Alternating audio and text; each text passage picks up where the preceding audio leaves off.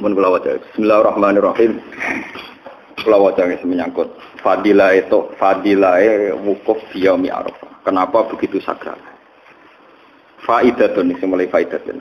Qala sallallahu alaihi wasallam afdhalul ayyam yaum Arafah. Utama-utamane dina ku yaum Arafah, iku dina Arafah. Wa idza wafaqala nalikane nyocoki po yaum Arafah yaum Jumatin ing dalem dina Jumat. Bahwa mongko te yaum Arafah afdhalul wa utama min sab'ina hajjatan tinimbang 70 haji. Fi ghairi yaumil Jum'ah ing dalem saliyane dina Jumat. Ini sing populer disebut Haji Akbar. Niku dina Arafah pas bareng dina napa? Jumat. Akhrajahu Razinu anin Nabi sallallahu alaihi wasallam qol idza kana yaum Arafah yaum Jumatin. Nalikane ana apa dina Arafah yaum Jumatin dina Jumat, ghafara wa li jami ahli al-mauqif. Maring sekabehane wong sing nglakoni wukuf biwiri wasitatin kelan tanpa lantaran. Wa fi ghairi yaumil Jum'ah. Lan iki sing perlu kula terangno sing iki. Ben sampean ngrasa utang mbek aku. Kula ndek kepentingan ben sampean ngrasa utang ngono ae gitu. Wa fi ghairi yaumil Jum'ah lan nak wukuf liyane dina Jumat. Iku Allah nyepura ya habu. Maring nyepura sapa Allah kauman ing kaum mergo faktor li kaumen krana kaum liya.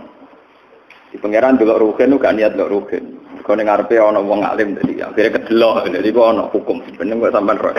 Ya habu kauman napa? Iki kaum. Sapaat. Wa yurwa'an Muhammad bin Munkatsir annahu hajja salatan wa salasina hajjatan. Niki rumakno tenan iki.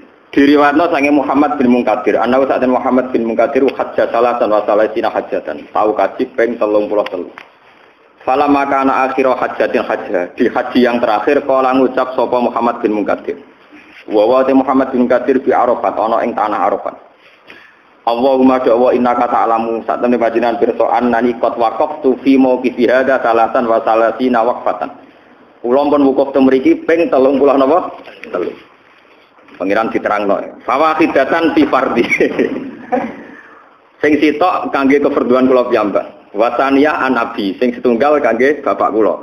Wasalisaan iki ben ora sampean mentale ulama, mentale sampean sing egois itu bener. Lah terus dawuh Muhammad bin Munkatsir kan ada orang lama. Wa ushiduka ya Rabbi anni qad wahabtu salatin.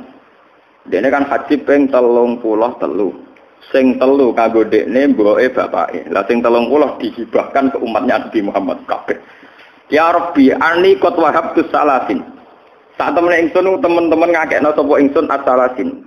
Sing 30 haji kula wukuf kula tak kekno tak berikan tak hadiahkan liman kedhe wong. Waqafa kang wukuf sapa man mau kifi ing nggon wukuf ingsun hadza ikhlas mau kifi. Tapi walam tutakop balan ora den tampa apa ikhlas ibadahe wong iku min sange man. Gusti kula niku gadah poin haji 33. Sing 3 nggih kula tak keluarga, sing 30 poin tak kasihkan umat Nabi sing wukuf malam ini dan wukufnya tidak diterima. Sing wukufe boten ditampa kula kei jatah wukuf kula sing jenengan napa? Tampa. Mane ciri utama wali ku pede. Percaya apa? Diri. Falam madha mongko semangsane bertolak sapa wong min Arafat sange Arafat wa nazala lan tumurun sapa wong bil Muzdalifah ing dalem Muzdalifah. Golek krikil. Nudia mongko diundang sapa man fil manam ing dalem wektu turu. Yabnal Munkatsir. Niki kenang tenan ngaji niki. Yabnal Munkatsir. Niki pangeran tersinggung. Jadi ternyata niat baiknya dia ingin menghadiahkan 30 hajinya ke umatnya Nabi malah pangeran sing apa? Tersinggung. Dari pangeran Yabnal Munkatsir atatakarromu ana ta marai lomo sira alaman ing atase wong kala kang gawe sapa man al karoma ing kemuliaan utawa ing lomo ing derma. Kowe kok marai aku lomo sing lomo iku aku. Ata judu ana to nglomani sira alaman ing atase wong kolako kang gawe sapa man aljuda ing lomo. Inna wa ta'ala yaqulu laka wa izzati wa jalali laqad ghafartu. Teman-teman nyepura sapa ingsun liman kedhe wong. Waqafa kang wukuf sapa man di Arafat ing dalem tanah Arafat qabla an akhuka. Sedurunge to gawe sapa ingsun Arafat ing Arafat di alfi amin kelawan jarak 2000 napa? Rasulullah Ali bin Muwaffaq rahmatullahi alaihi qol hadatsu fi ba'di sinin. Dan ini paling ngeri cerita ini. Dan kalau yakin cerita ini benar yang kedua ini, terutama yang kedua. Dan zaman utang jasa mbak aku, mbak ulama, mbak kabeh. Aku iku tahu haji fi ba'di sinin. Fanim tu baina Masjidil Khif wa Mina.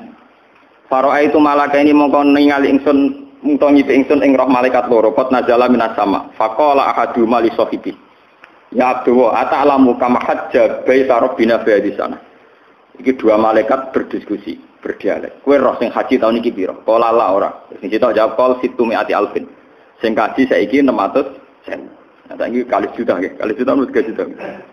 Pemerintahan Arab Saudi ngumumkan resmi itu 2 juta. Tapi ya bisa 3 juta. Zaman niku mawon pun situ mi'atin apa? Alfin, pinten 600.000. Suma qala lahu, atadri kamku bila minhum, kowe roh sing ditampa pira? Qala la. Dari malaikat sing ngerti aras. Qol sitatu anfusin, ngomong 600 sing ditampa mok pinten? 6 perang meri. Tenan betul-betul. Sing ditampa mok sitatu napa?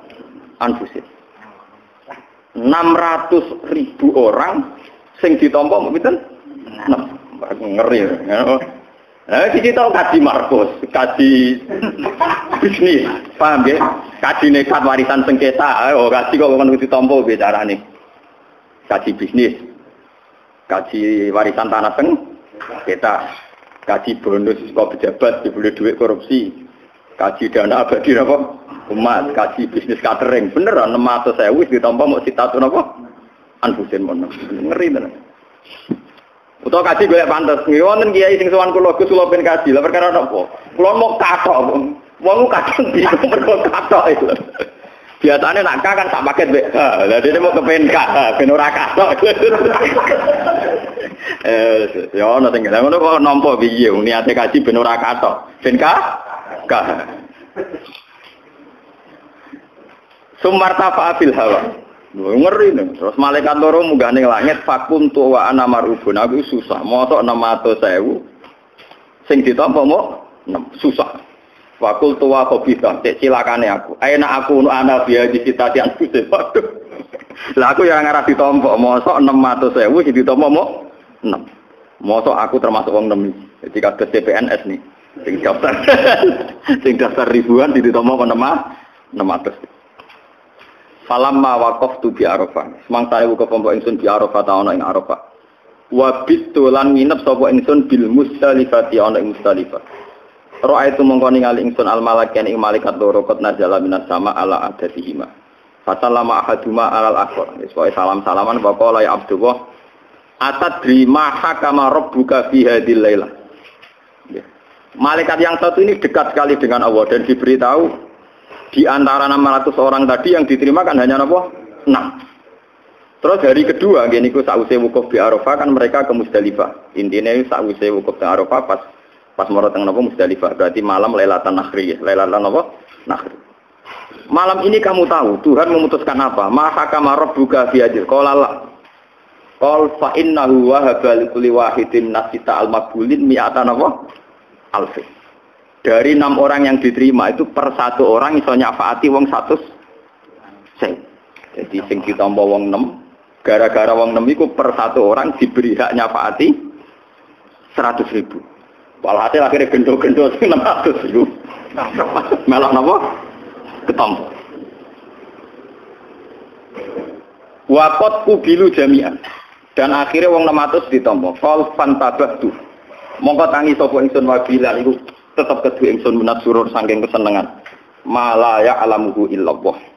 Ora ana sing pirsa kecuali Allah. Iqabila krana nampa sapa wa al hujjah ing pira-pira sing haji jami'ahum. Ing sakabehane hujjat. Wa manahum lan paring sapa wa ing hujjat. Biron ing kaapiane wajudan kelomanane iki. Biron ing kaapiane wajudan lan kelomanane. Walam yasalan orang gawe sapa apa minhum saking wau sing wong sing hujat-hujat wau syatlian wong sing cilaka. Wala makruman lan ora wong sing den alang-alangi sang rahmat. Wala matrudan lan ora wong sing ditolak. Niki cerita-cerita napa? Cerita-cerita alam. Tapi ini ngrungokno tenan. Ben sampean dimatur nuwun mbek ulama, mbek wali. Cerita-cerita alam. Jadi sing haji misalnya saya kira 2 juta, kira-kira sudah ditambah. Nak 600 semua uang 6, 2 juta mudah kira. Ya rolasan 20. Sing kira-kira tambah 20. Ini bukan teori bikin-bikinan khas-khas klenik ini buatan atau khas-khas dunia spiritual rohani ini buatan. Memang itu nyata. Nyatanya nyata nih. Kalau cerita gitu, sampai ngerti mazhab para ulama. Tiap kita matehai ulama, ini mesti ada kata bisiri asrorihi. Atau bi asrori ulu.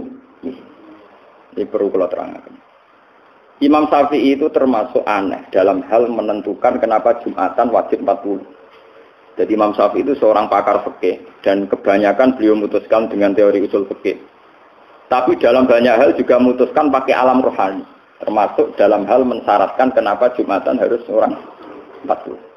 Dan kenapa Jumatan jamaah itu menjadi sunat. Jamaah sholat itu menjadi apa? Itu kalau di alam roh itu diketahui. Jadi kalau yang satu tidak diterima karena satu kesalahan prosedur atau kesalahan prinsip atau kesalahan materi, itu sing dia sudah ditompo lewat yang satu sing layak napa ditompo. Iku nunjukno bahwa Allah di tradisi syafaat. Tidak bisa orang berdiri sendiri di depan Tuhan. Jadi sampean bayangkan haji ini sampean mbok tompol iki. Misale kula saleh, wapian terus di pengaruh, mbok dikajekno. Kelar ganjakno mesti setengah mafia. Wong saleh ora ngarep juga seneng. Dagangan tasbih nganti kelar kaji piye ya.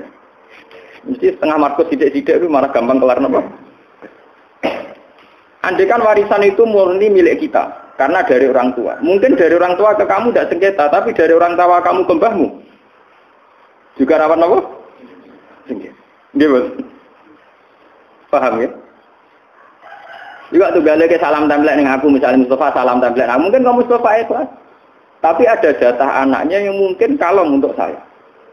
Begitu seterusnya. Dalam semua harta pasti begitu. Pasti ada masalah di belakang. Sebab itu diwajibkan zakat, diwajibkan bayar kafah. Karena pasti terjadi begini, ini pasti terjadi. Lah ketika nek Kanjeng Nabi, wong sing jamaah rasa anak ana kancane. Iku kancane iso nyafaati menjadi napa? Sah. Begitu juga haji ning Arafah 600 wong sing ra ditampa gara-gara 6 orang sing ikhlas niku sah. Sama tak ceritani, kenapa banyak yang tidak sah? Oke lah kalau dosa yang besar kayak zina, korupsi itu jelas menjadikan tidak sah. Andai kan orang itu soleh saja, soleh, tidak usah dosa soleh. Itu agak soleh yang kriminal. Mereka soleh yang bersekutu dengan iblis. Soleh yang bersekutu dengan iblis. Ini ketika Imam Ghazali, kenapa ada soleh yang bersekutu dengan iblis? Dari Imam Ghazali, innahum ikhwana sayatin, la ghirata lahum biddin. Mereka itu bersekutu dengan setan. Karena tidak ada girohnya, tidak ada sentimennya dalam hal urusan agama. Dan mayoritas kesalahan kita itu begitu. Ya, kesalahan kita itu begitu. Misalnya contoh ngeten nih, misalnya contoh paling. Mana sampai gedeng Darul Arkom teman-teman gedeng PKS itu rapati bener. Baik aliran sesat lah. Kayak Darul Arkom dulu di Indonesia pernah divonis apa? Karena kita butuh giroh. Ngeten misalnya contoh paling gampang. Wong soleh-soleh kok Mustafa Ruhin ini ora filsafat ya biasa. Ora Universitas Kristen Nabi biasa. Ora rumah sakit Kristen Nabi biasa. Itu beda dengan orang soleh kota yang di duit. Senajan itu syukur. Bukan, masjid Islam atau gereja. Bukan, rumah sakit Islam mengkas-mengkis rumah sakit Kristen Nabi. Bukan, masjid kalabi ambil gudang. Nah, kesalahan yang tidak punya gira ini tentu susah diterima. Karena kita hidup di alam nyata. Ini ruang nonton. Sebab itu kesalahan ini butuh dikontrol, katrol kesalahan yang punya gira. Ini kesalahannya orang yang punya gira. Karena kesalahan pasif ini tentu merugikan Islam. Kena sebelah ning TV, wong ketunan pegawai tahajud salat duha, mau terima jadi supir. Mungkin ku keluarin tak sing ngongkon wong katoan cekak mbluwo der ora tau so. Karena dia majikan tetap harus dipanggil tuan putri. Sementara dia orang soleh, dia sholat. Hanya karena kurang SDM, kurang giroh, nasibnya alhamdulillah penting kerja halal. Ngono ta. Padahal juga majikan betina blosor gak dihitung haram. Oh, soleh gak sensitif begini. Soleh kan apa? Dia ngitung halal karena rezekinya dari kerja gak nyolong. Tapi dia tidak pernah sadar institusi kesalahan dia diijak-ijak oleh orang do. Lalu kalau bolak-balik matur teng para kiai, aku mbok ijmi mbok sekuler lah. Sik bid'ah tetap tak hormati, tak fatihai. Bagaimanapun mafia di Indonesia itu dulu terbongkar bahwa Indonesia sudah kayak miliknya Cina itu ketika banyak intelektual Muslim yang ngerti peta politik.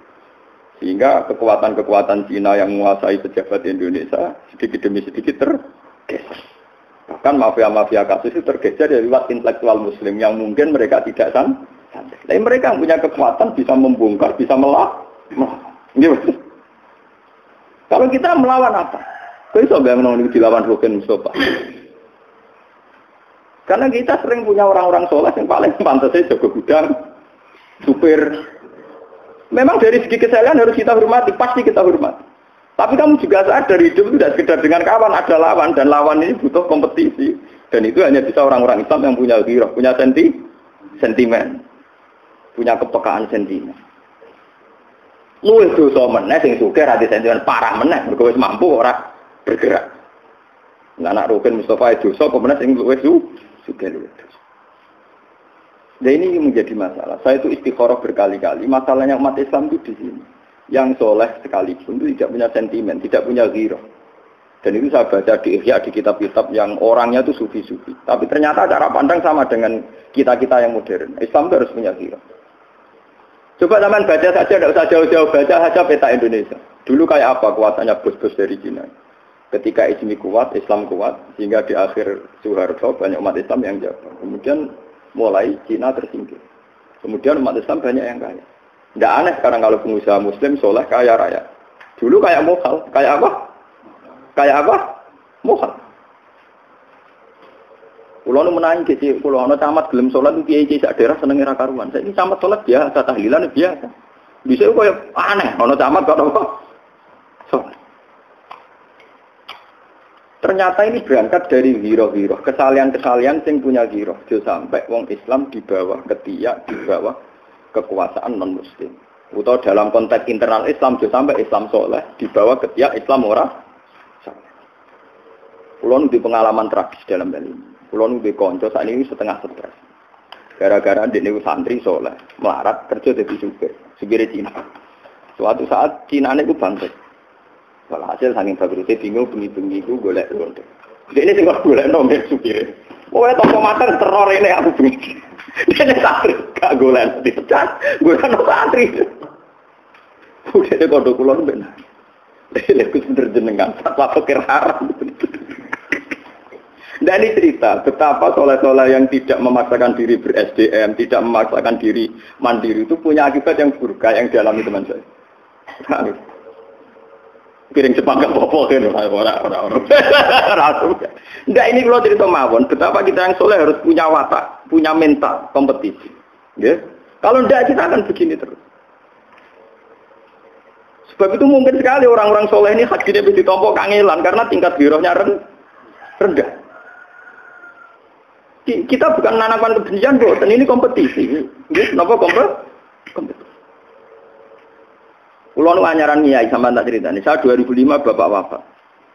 Setelah beliau wafat anggar ana tahlilan ana apa-apa sing diundang masyarakat itu kulo.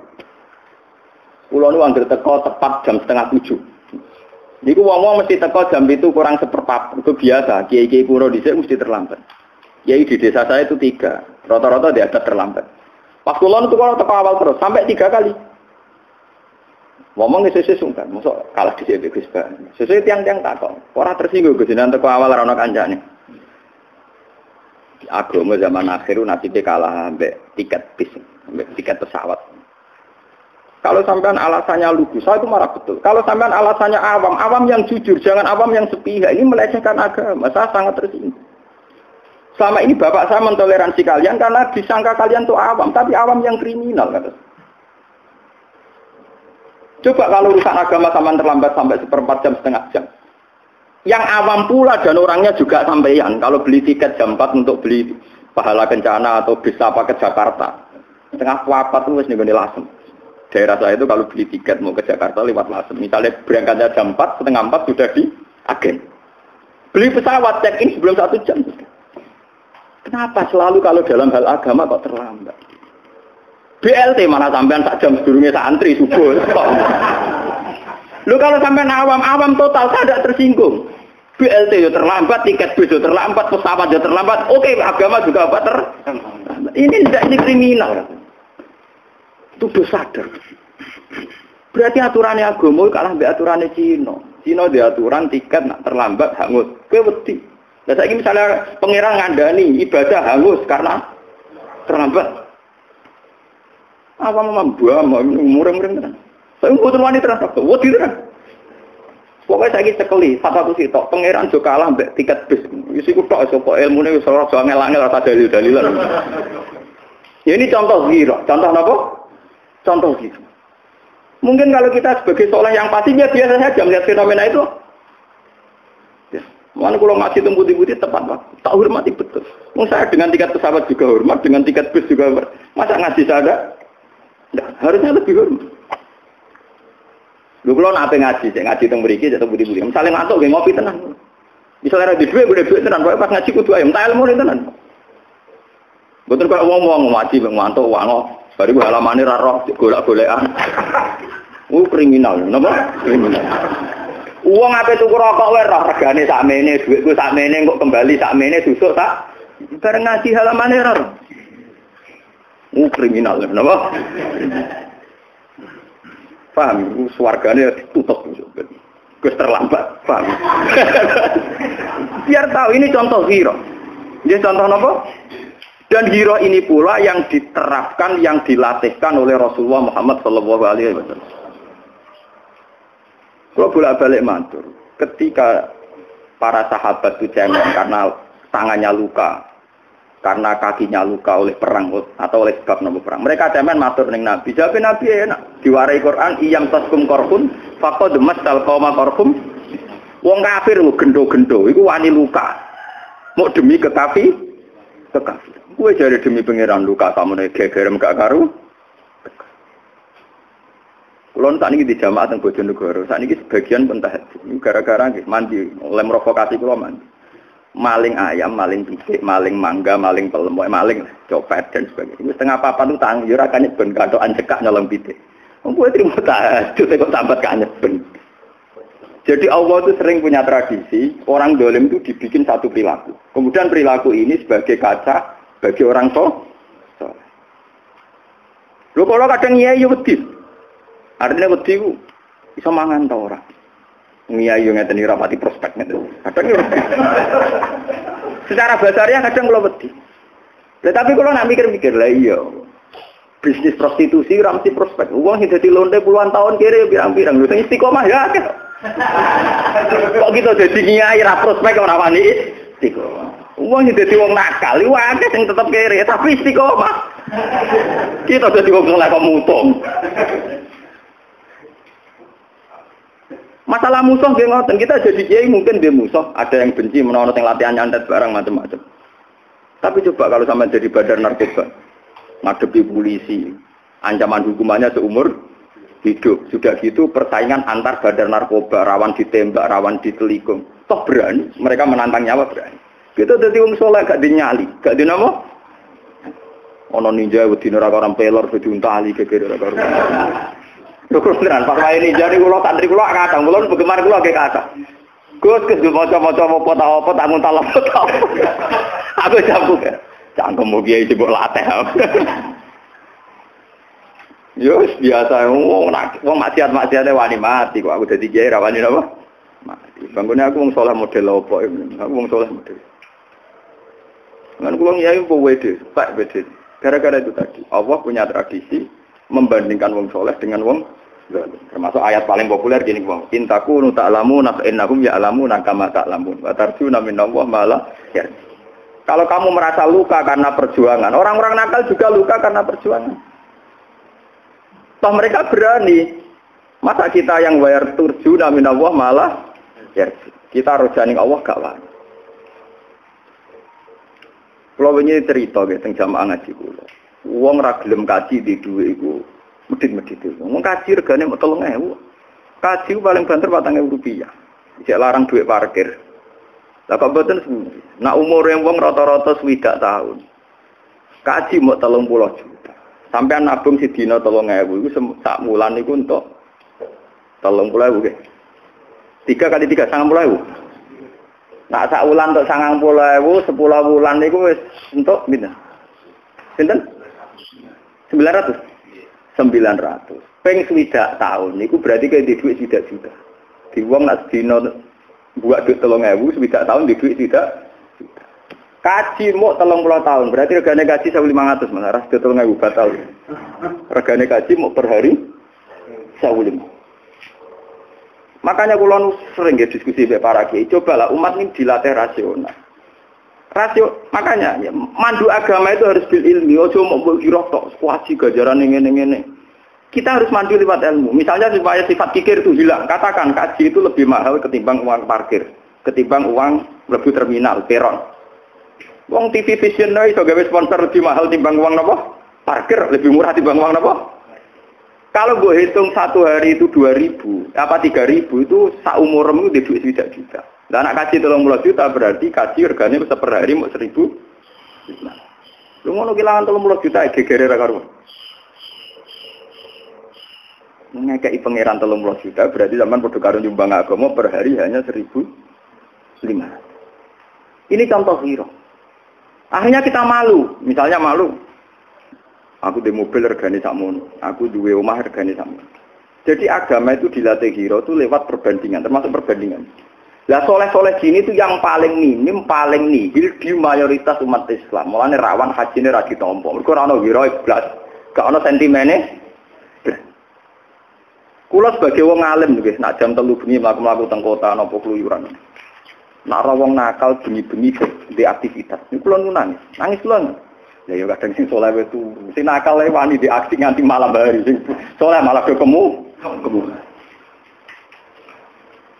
Wong nakal wani tukaran, preman-preman wani mati tukaran demi perjuangan jaga teritorial. Kadang kita dadi wong saleh ku cemen. Wedinane ra karuan.